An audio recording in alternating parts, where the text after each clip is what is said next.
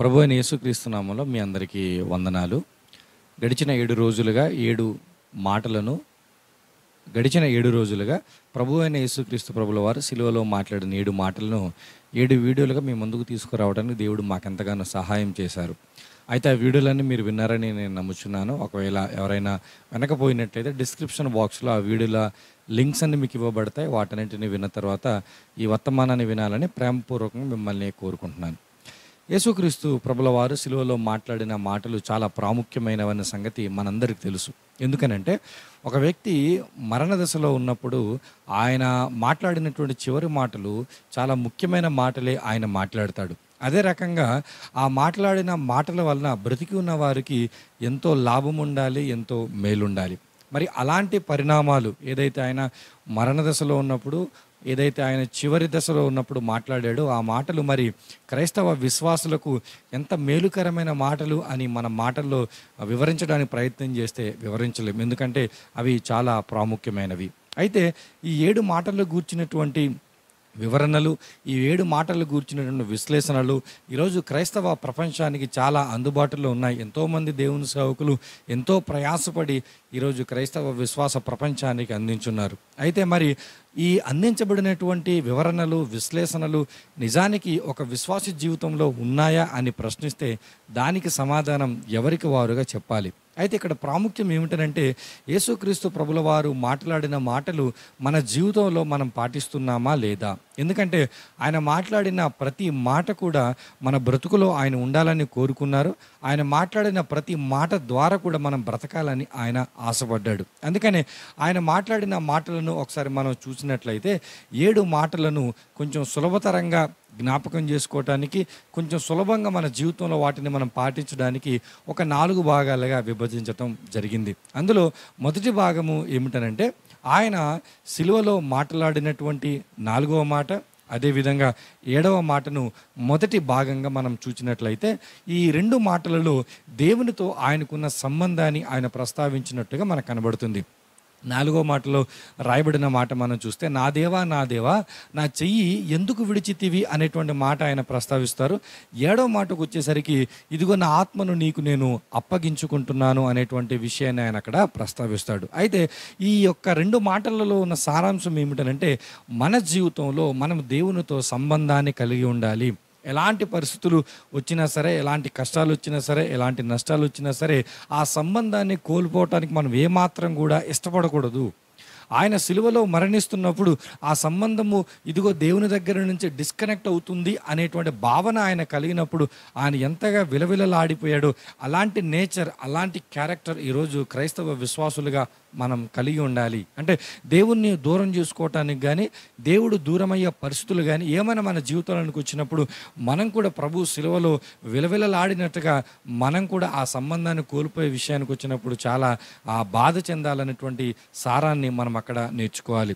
అంతేకాదు ఈ యొక్క సంబంధ బాంధవ్యాన్ని దేవుని గురించి మాట్లాడినప్పుడు ప్రభు తన జీవితంలో తండ్రి అయిన దేవునికి మొట్టమొదటి ప్రాధాన్యత ఇచ్చినట్టుగా మనకు కనబడుతుంది. అందుకే ఆయన మాట్లాడినటువంటి ప్రతి మాటలో కూడా దేవుని యొక్క తలంపులు లేకుండా ఆయన ఏమి మాట్లాడలేదు. అంటే మన జీవితంలో దేవునికి ఎప్పుడైతే మొట్టమొదటి ప్రాధాన్యత ఇస్తామో, దేవుడు లేకుండా నా జీవితాన్ని నేను ఎప్పుడైతే ఊహించుకోలేనటువంటి పరిస్థితుల్లో ఉంటామో అప్పుడు మనం ఏం చేస్తామంటే దేవునితో ఆ కనెక్షన్ని కోల్పోవటానికి ఏమాత్రం కూడా ఇష్టపడం. కాబట్టి ఈ 2 మాటలలో నుంచి మనం నేర్చుకోవాల్సినటువంటి ఆ ప్రాముఖ్యమైనటువంటి సారాంశం, ఏదైనా ప్రాముఖ్యమైన కోణం ఏంటంటే దేవునితో మనం చక్కటి రిలేషన్షిప్ కలిగి ఉండాలి.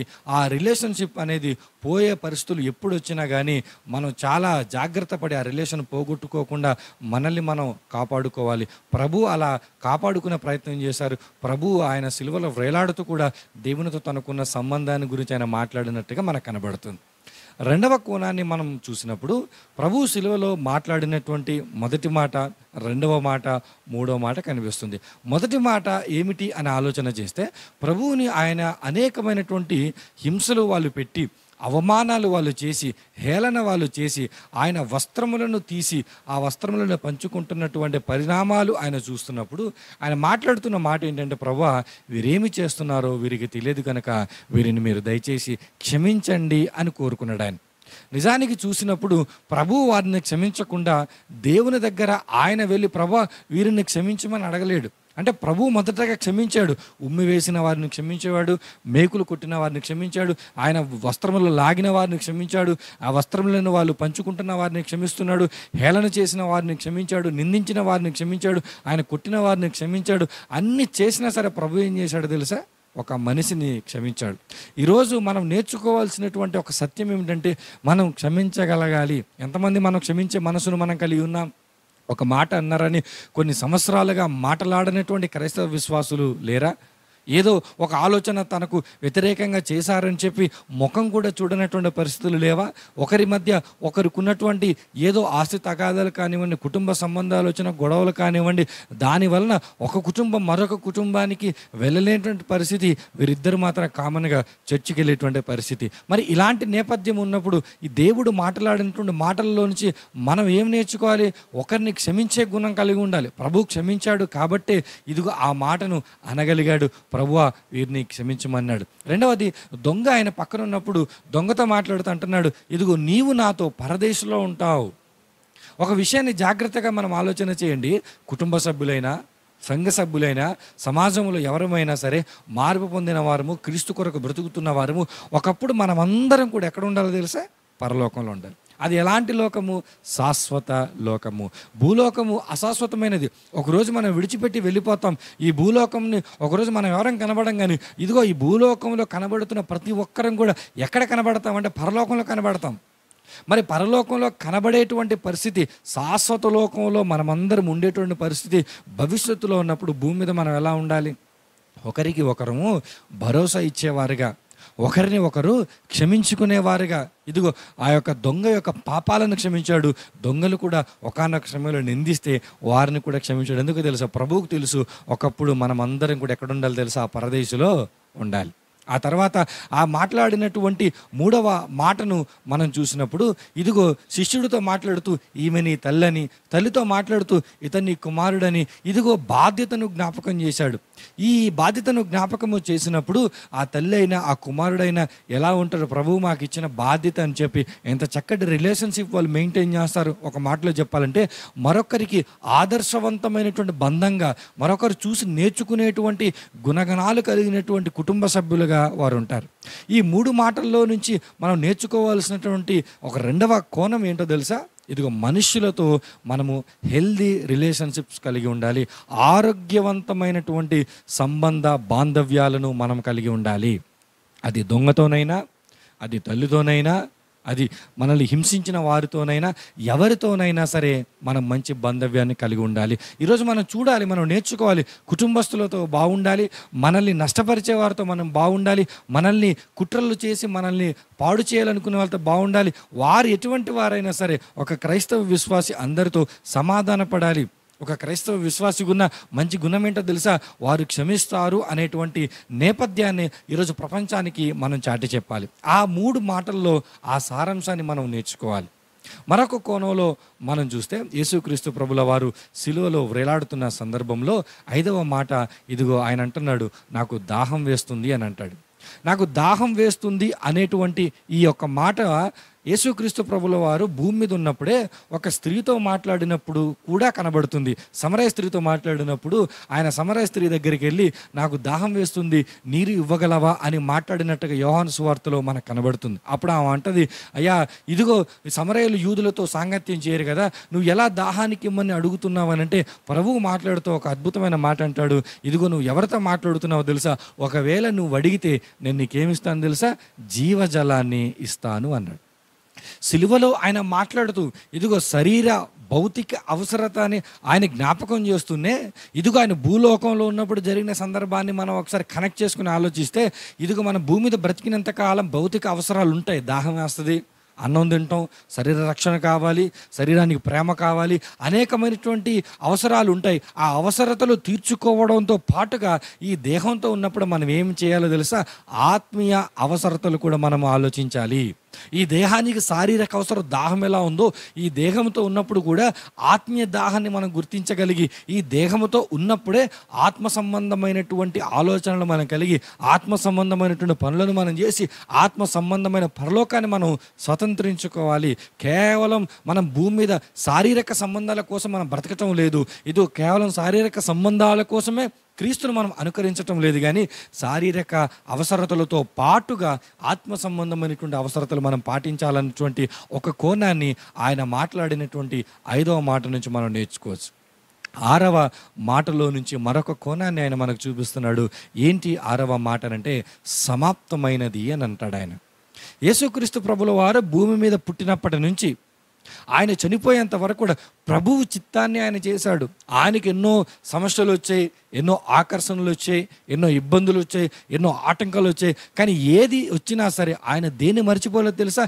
దేవా, నీ చిత్తం చేయటమే నాకు భూమి మీద ఆహారం అంటున్నాడు. ప్రభా, నీ చిత్తం కొరకు నా స్వచిత్తాన్ని కూడా నేను పక్కన పెడుతున్నాను అంటున్నాడు. అంటే దేవుని చిత్తానికి ఎంత ప్రాధాన్యత ఇస్తే దేవుడిచ్చిన చిత్తాన్ని ముగించి, ప్రభా నీవు ఇచ్చిన పని నేను ముగించాను అనేటువంటి మాట ఆయన అనగలుగుతాడు. శిలువలో వ్రేలాడుతూ ఆయన మనకు నేర్పినటువంటి ఒక ధర్మం, ఒక మాట ఏంటో తెలుసా? దేవుడు మనకిచ్చిన పనిని మనము కొనసాగించాలి. ఎప్పటి వరకు కొనసాగించాలి? కడ వరకు కొనసాగించాలి. ఎప్పటి వరకు కొనసాగించాలంటే, దేవా ఇదిగో నీవిచ్చిన పనిని నేను ముగించాను, సమాప్తమైపోయింది, ది ఎండ్కి నేను తీసుకొచ్చానని మనం గర్వంగా చెప్పగలిగేంత వరకు మనం మన పనిని మనము కొనసాగించాలి.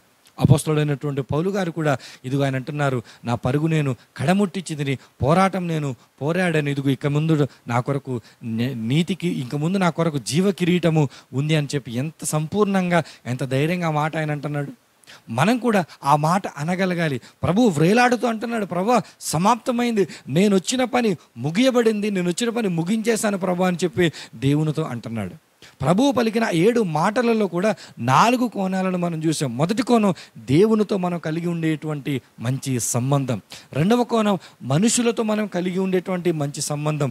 3వ కోణం మన మీద కేవలం శారీరక అవసరాల కోసమే కాదు మనం భూమి మీద బ్రతకాల్సింది, శారీరక అవసరాలతో పాటుగా ఇదిగో ఆత్మీయ అవసరాలు ఉన్నాయి, ఆత్మ సంబంధమైన పనులు ఉన్నాయి, ఆత్మ సంబంధమైన దాహం ఉంది, దాని కొరకు మనము భూమి మీద బ్రతకాలి. ఇదిగో 4వ కోణం మనం చూసాం, ఇదిగో భూమి మీద దేవుడు ఇచ్చిన పనిని మనం ముగించుకోవాలి. మనం అనేక పనులు ప్రారంభిస్తాం, అనేక పనులు ముగిసిపోతాయి, కానీ నిజానికి దేవుడు మనకి ఇచ్చిన చిత్తాన్ని మాత్రం మనం చివరి వరకు కొనసాగించి మనం ఏం చెప్పాలి తెలుసా? ప్రభా నేను ముగించాను. ప్రభు సిలువలో వ్రేలాడుతూ మాట్లాడిన మాటల యొక్క వివరణలు అనేకము నీకు తెలుసుండొచ్చు, అనేకమైన విశ్లేషణలు నీకు తెలుసుండొచ్చు, నీకు చాలా సమాచారం తెలుసుండొచ్చు, లోతైన సమాచారం తెలుసుండొచ్చు. కానీ ఈ సమయంలో ప్రభువు పక్షాన ప్రభు సేవకుడిగా నేను మిమ్మల్ని వేడుకుంటూ చెబుతున్న మాట, ఆ మాటల సారాంశం మన జీవితంలో ఉండాలి. మనం దేవునితో ఎలాంటి సంబంధం కలిగి ఉన్నాం, మనుషులతో ఎలాంటి సంబంధం కలిగి ఉన్నాం, భూమి మీద మనం బ్రతుకుతున్న ఈ బ్రతుకు కేవలం శరీర ఆశలపైన ఉందా, ఆత్మ సంబంధమైన ఆశలపైన ఉందా? ఇదిగో భూమి మీద మన ప్రభు చిత్తాన్ని, దేవుడు మనకిచ్చిన పనిని కొనసాగిస్తున్నామా, లేదా మధ్యలో కొన్ని కారణాల చేత మనం విడిచిపెడుతున్నామా? నిరంతరం మనల్ని మనం పరీక్షించుకుంటుండాలి. అలా పరీక్షించుకుంటూ ఉంటేనే ప్రభు సిలువలో పలికిన మాటలకు మనం విలువనిచ్చిన వారవుతాం. ప్రభు సిలువలో పలికిన మాటలు మన జీవిత బాటలుగా, మన జీవిత పాఠాలుగా మనం అన్వయించుకొని, ప్రభా ఇదిగో నా జీవితం ఆ సిలువలో నువ్వు పలికిన చివరి మాటల ప్రకారం కట్టుకున్నానని మనం చెప్పగలగాలి. దేవునికి ఏం కావాలో తెలుసా? దేవునికి మన జీవితంలో ఆయన మాట్లాడిన మాటలు ఇదిగో పాటించాను ప్రభా అని చెప్పగలిగేటువంటి ఆ ఆన్సర్ దేవునికి కావాలి.